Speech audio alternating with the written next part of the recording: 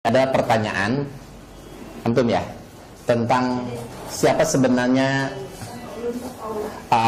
Paulus ini dan kenapa dia begitu berpengaruh, sangat berpengaruh dalam keimanan orang Kristiani. Jadi begini, Paulus ini sebenarnya adalah seseorang yang hidup di zaman Yesus masih hidup. Tetapi Paulus dan Yesus tidak saling kenal. Artinya mereka hidup sejaman tapi nggak pernah jumpa, tidak pernah jumpa face to face, ya, wajah dengan wajah. Nah, pernah Yesus berjumpa dengan dia, Paulus berjumpa dengan Yesus, tapi setelah Yesus mati.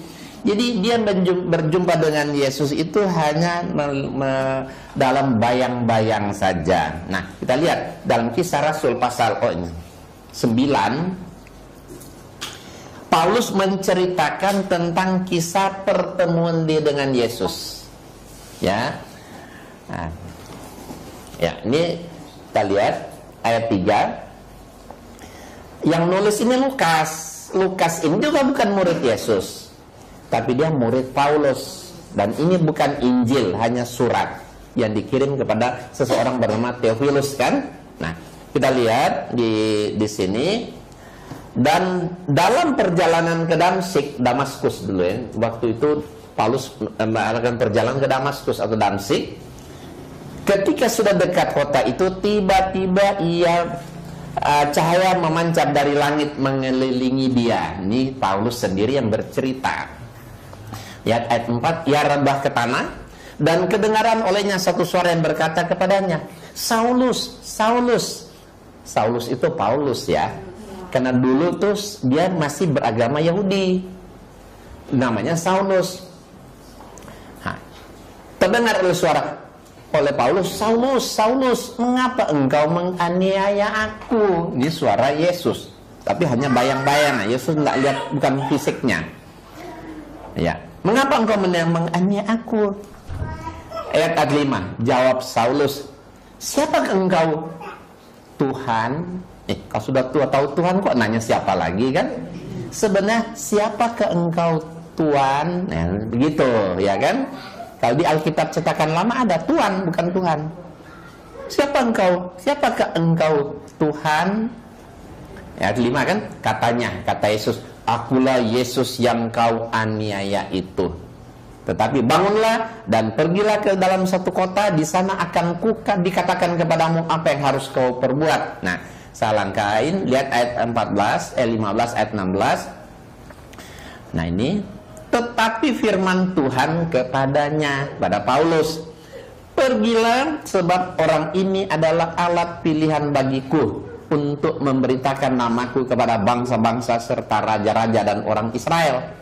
Aku sendiri akan menunjukkan kepadanya, maksudnya kepada Paulus, betapa banyak penderitaan yang harus ia tanggung oleh karena namaku, Yesus. Jadi seolah-olah di sini ya, dia lihat ayat 15, sebab orang ini adalah alat pilihan bagiku. Jadi ini terlihat sekali, jadi Paulus ini seolah-olah orang yang dipakai oleh Yesus, ya kan, sebagai penerus risalah Yesus. Makanya orang Kristen ya harus mengamalkan ajaran Yesus ini, karena mereka sangat yakin Yesus yang memilih dia, gitu kan, untuk meneruskan risalah Yesus, seperti itu. Padahal Paulus ini waktu itu dia belum beragama Kristen. Dia itu mantan penjahat, pembunuh, pembohong. Ya.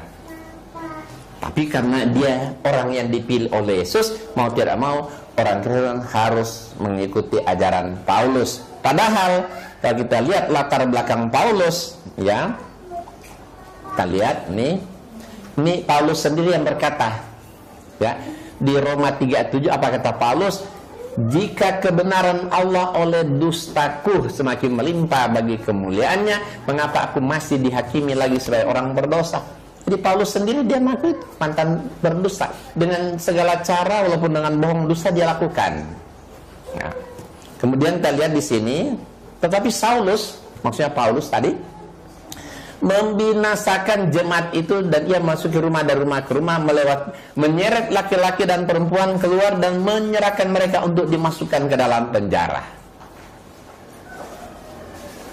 Jawab Ananias, Tuhan, dari banyak orang yang telah kudengar betapa banyaknya kejahatan yang dilakukan terhadap orang kudus-Mu di Yerusalem. Jadi Paulus ini penjahat, ya kan? Dan aku telah menganiaya, ini Paulus sendiri yang ngaku, dan aku telah menganiaya pengikut-pengikut jalan Tuhan sampai mereka mati. Berarti dia pembunuh, kan?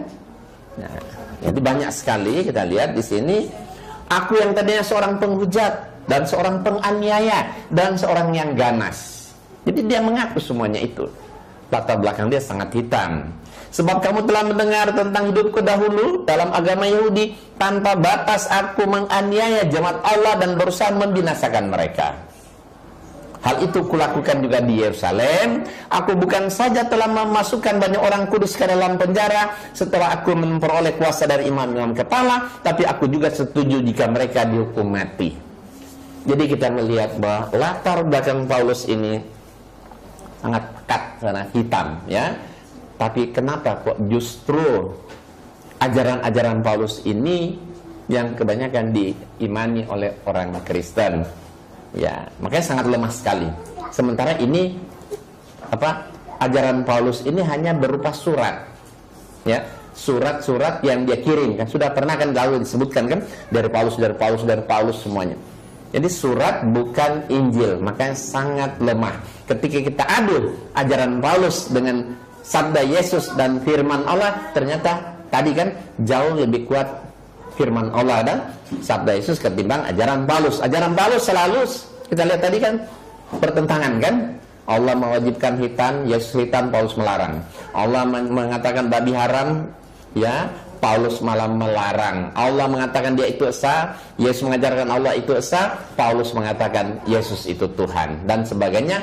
Dan yang mereka amalkan justru ajaran Paulus. Maka kita sering mengatakan bahwa orang Kristen ini sebenarnya pengikut Paulus, bukan pengikut Yesus.